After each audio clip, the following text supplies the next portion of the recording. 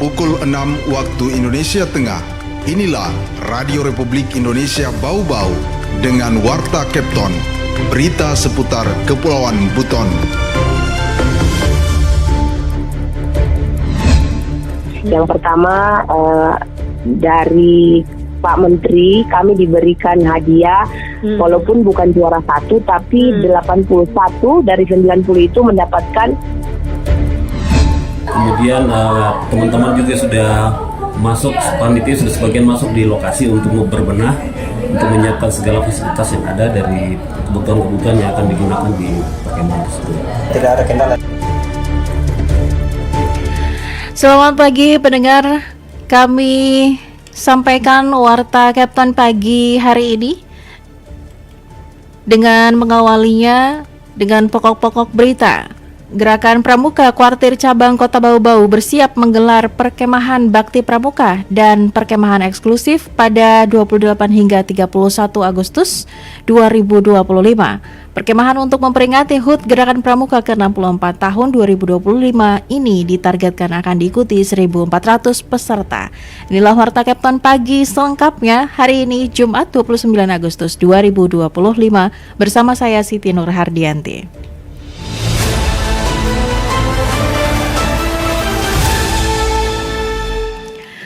Pendengar, sebanyak 45 pelajar dari sejumlah satuan pendidikan dikukuhkan sebagai pengurus Forum Anak Kota Bau-Bau periode 2025-2026. Sebagai mitra pemerintah, Forum Anak bertugas menjadi agen pelopor dan pelapor dalam pemenuhan hak anak dan terhadap pelanggaran hak anak. Informasi terkait hal itu dilaporkan Hairul Mulko. Nah, anak-anakku kami titipkan, dinyatakan bahwa anak-anak semua menjadi agen pelopor dan pelapor. Wakil Wali Kota Bau-Bau Odeham Sinabolung secara resmi mengukuhkan Forum Anak Kota Bau-Bau periode 2025-2026 di Aula Palagi Mata, Kantor Wali Kota Bau-Bau pada Kamis 28 Agustus 2025. Pengurus Forum Anak yang baru ini berjumlah 45 orang, terdiri dari perwakilan pelajar tingkat SMP, SMA sederajat, serta sekolah luar biasa atau SLB. Dalam sambutannya, Wadeham Sina menegaskan bahwa setiap anak memiliki hak untuk hidup, tumbuh, berkembang, serta berpartisipasi dalam pembangunan sosial secara wajar, sesuai harkat dan martabat kemanusiaan. Ia juga menekankan pentingnya perlindungan anak dari segala bentuk kekerasan maupun diskriminasi. Salah satu bentuk kebijakan pemerintah di bidang partisipasi anak adalah dengan pembentukan Forum Anak sebagai wadah penyaluran aspirasi, pendapat, dan harapan anak dalam proses pembangunan. Nah, anak-anakku kami titipkan, dinyatakan bahwa anak-anak semua menjadi agen pelopor dan pelapor dalam pemenuhan hak anak terhadap pelanggaran anak dan seterusnya. Mohon sungguh-sungguh anak-anak dipahami dan diresapi maknanya. Sebagai siswi terpilih, anak-anak terpilih, mohon menjadi agen perubahan bagi teman-temannya. Sementara itu, Ketua Forum Anak Kota Bau-Bau periode 2025-2026, Azahri Asaida Suwardi Desilva menyampaikan, Forum Anak di Bau-Bau telah berdiri sejak 2018 dan kini memasuki kepengurusan keempat. Ia menjelaskan berbagai kegiatan telah dilaksanakan seperti Forum Anak Goes to School, Long March Stop Perkawinan Anak, kampanye hak anak, hingga lomba non-akademik. Untuk periode 2025-2026, Forum Anak telah menyiapkan berbagai program kerja yang mendukung pemenuhan hak anak di Kota Bau-Bau. Dan untuk tahun 2025-2026, kami dari Forum Anak memiliki berbagai program kerja. 1. Anak Indonesia dan Identitas. 2. Sosialisasi pencegahan pelecehan seksual dan pencegahan perkawinan anak usia dini. 3. Sosialisasi kesehatan pada anak. 4. 1 halaman 1000 cerita. 5. Pembuatan video edukatif. Di penghujung acara, Wakil Wali Kota Bau-Bau mengajak kepala sekolah dan para orang tua untuk memiliki kepedulian lebih terhadap nasib anak di Kota Bau-Bau. Bentuk kepedulian itu diwujudkan dengan partisipasi, pembimbingan, dan fasilitasi agar Forum Anak dapat menjadi agen perubahan yang membawa dampak positif bagi generasi muda. Dari Kota Bau-Bau, Hairul Mulku, RRI terus mengudara untuk Indonesia.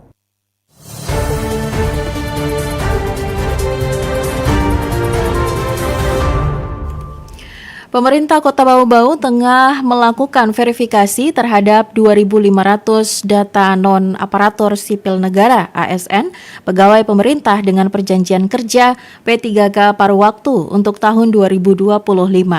Verifikasi ini dilakukan oleh tim lintas organisasi perangkat daerah (OPD) yang terdiri dari Inspektorat BKPSDM, bagian organisasi dan bagian hukum. PLT Inspektur Kota Bau-Bau, Laode Lasanu, menyebutkan proses verifikasi ini bertujuan untuk memastikan kesesuaian data antara yang ada di pusat dan yang tercatat di daerah. Menurutnya, data yang diverifikasi harus benar-benar valid. Ia menekankan bahwa hanya pegawai yang aktif dan benar-benar mengabdi yang akan tercatat dalam laporan akhir. Sejauh ini, beberapa OPD yang sudah menjalani proses verifikasi antara lain adalah pemerintah, kecamatan, dan kelurahan yang memiliki jumlah pegawai non-ASN cukup banyak. Selain itu, proses juga berlangsung di OPD seperti Satpol PP, Kesbangpol, Kominfo, Dinas Naker, Bapeda, BPKAD, Dispora, DPM PTSP, Inspektorat Dinas Pariwisata, Dinas Koperasi, PPPA, dan Balitbangda. Anda sedang mendengarkan Warta Kepton, berita seputar Kepulauan Buton. Beralih ke informasi lainnya, berkat komitmen dan inovasi, Indeks Kualitas Lingkungan Hidup Kota Bau-Bau terbaik 6 tingkat nasional. Waode Nurliani selengkapnya melaporkan. Pemerintah Kota Bau-Bau kembali mencatat prestasi membanggakan di tingkat nasional dalam sektor lingkungan hidup. Berdasarkan data terbaru, Indeks Kualitas Lingkungan Hidup Kota Bau-Bau mencapai 77,20%, menempatkan kota ini peringkat ke-6 se-Indonesia. Pelaksana tugas Asisten 2 Setda Kota Bau-Bau Muhammad Abdu mengungkapkan capaian ini merupakan hasil nyata dari kolaborasi berbagai pihak dalam menjaga kelestarian lingkungan dan meningkatkan kualitas hidup masyarakat. Menurutnya, prestasi ini adalah bukti nyata bahwa upaya bersama dalam menjaga lingkungan dan meningkatkan kualitas hidup masyarakat telah menunjukkan hasil yang signifikan. Ia menyebutkan salah satu inovasi unggulan yang turut berkontribusi terhadap capaian tersebut adalah program Malape Banua. Melalui program ini, sebanyak 147 rumah tidak layak huni telah tertangani, serta berhasil mendorong penurunan luas kawasan kumuh dari 160,2 hektar pada tahun 2024 menjadi 153,3 hektar. Keberhasilan ini salah satunya diwujudkan melalui inovasi Malape Banua. Ini juga bahasa lokal, artinya rumah yang baik.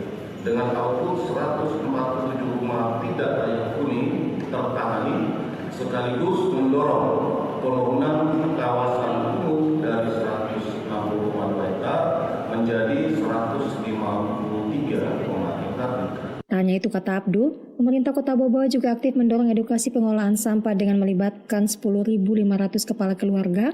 Hasilnya berdasarkan data dari Dinas Lingkungan Hidup Kota Bau-Bau, volume sampah yang masuk ke tempat pembuangan akhir atau TPA berhasil ditekan dari 91 ton per hari pada tahun 2024 menjadi 73 ton per hari pada tahun 2025. Capaian ini turut didukung oleh inovasi sampah Mangkilo, yaitu program pengolahan sampah organik berbasis masyarakat melalui penggunaan komposter dan mesin pencacah yang beroperasi di Kelurahan Wameo dan mampu mengolah sekitar 1 ton sampah per hari. Sementara itu, di sektor akses air minum, pemerintah Kota Bau-Bau juga menunjukkan kemajuan signifikan. Saat ini 65,46% rumah tangga di Kota Bau-Bau telah memiliki akses terhadap air minum yang layak. Capaian ini ditopang oleh pelaksanaan program air mengalir di 3 zona pada tahun 2024 yang menjadi langkah strategis dalam meningkatkan standar kesehatan masyarakat. Abdu berharap dengan berbagai program dan inovasi yang telah berjalan, pemerintah Kota Bau-Bau berkomitmen untuk terus memperluas upaya pembangunan berkelanjutan, khususnya di sektor perumahan, pengolahan sampah, dan penyediaan air bersih. Wade Nurliani, reporter di Bau-Bau, melaporkan.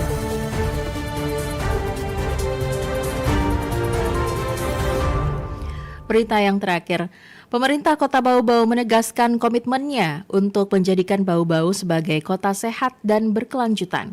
Komitmen ini ditandai dengan target ambisius meraih penghargaan tertinggi Swasti Sabah Wistara pada tahun 2025 sebagai puncak capaian dalam penyelenggaraan program Kota Sehat tingkat nasional.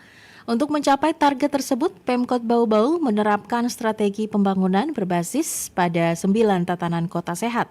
Langkah ini dimulai dengan tatanan wajib dan secara bertahap diperluas melalui pendekatan kolaboratif dan terintegrasi dengan seluruh elemen pembangunan kota. PLT Asisten 2 Setda Kota Bau-Bau Muhammad Abduh menyatakan keberhasilan membangun kota sehat tidak bisa ditopang oleh pemerintah saja, melainkan harus menjadi gerakan bersama. Ia menjelaskan strategi yang ditempuh Pemkot Bau-Bau mencakup integrasi program antar organisasi perangkat daerah (OPD) yang sejalan dengan indikator kota sehat, pemanfaatan pembiayaan kelurahan sebagai bentuk desentralisasi pembangunan yang responsif, serta penguatan partisipasi masyarakat sebagai aktor utama pembangunan. Ia menyebutkan Kota Bau-Bau telah aktif berpartisipasi dalam penyelenggaraan kota sehat selama hampir 2 dekade, sejak pertama kali meraih penghargaan Swastisaba Padapa pada tahun 2007, Bau-Bau terus menunjukkan konsistensinya dalam pengembangan kota sehat. Selanjutnya penghargaan serupa kembali diraih pada tahun 2017. Kemudian peringkat meningkat menjadi Swastisaba Wiwerda pada 2019 dan Swastisaba Wistara pada 2021 dan kembali meraih Swastisaba Wiwerda pada 2023. Kepala Dinas Tenaga Kerja menambahkan dalam pelaksanaannya Bau-Bau mengedepankan tatanan kelembagaan sebagai dasar dari 9 tatanan kota sehat lainnya. Di samping itu, lanjut Abduh, pembangunan kota sehat sejalan dengan visi Kota Bau-Bau sebagai kota budaya yang ramah, cerdas, sejahtera, dan bermartabat yang dapat dicapai melalui kerjasama dan semangat gotong royong.